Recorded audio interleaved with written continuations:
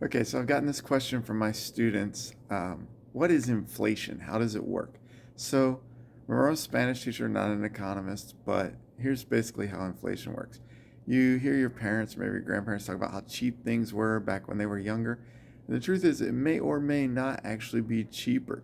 You have to look in how do those dollars or how do those cents relate to how much time does it take someone to make that money? Here's what I mean by that.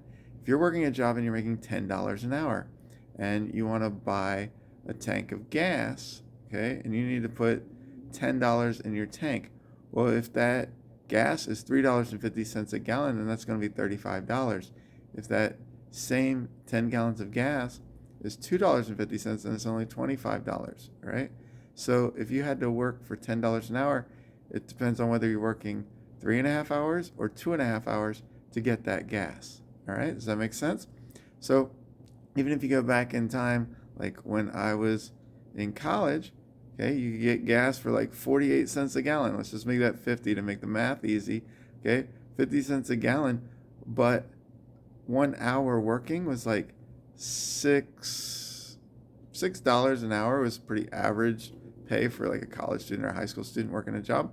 So at $6 an hour, I could get 12 gallons of gas, right? So it took me less than an hour of work to put that same $10 or 10 gallons of gas in my car.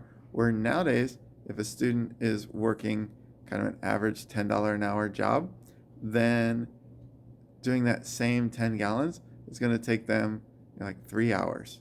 Okay. So we can say inflation has gone up because now it costs you more time to get that commodity, right?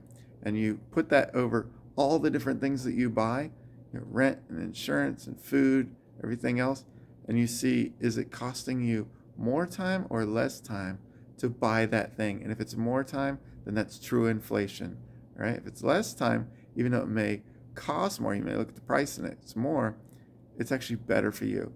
Because if it's only costing you like half an hour of work to put that 10 gallons of gas in, then things are going good. I hope that helps and you understand inflation a little bit better. In true numbers, that's not exactly it, but that's how it affects you. Okay, in true numbers, it just means, for example, if everyone's suddenly getting $15 an hour now, then the cost of all the goods that they produce is going to go up because the companies that make it aren't just going to take a loss because now they have to pay their workers more. They're going to pass that on to the consumer. So then the good that the consumer buys is going to cost more. All right. Have a great day. Burl here. Life Questions with Burl.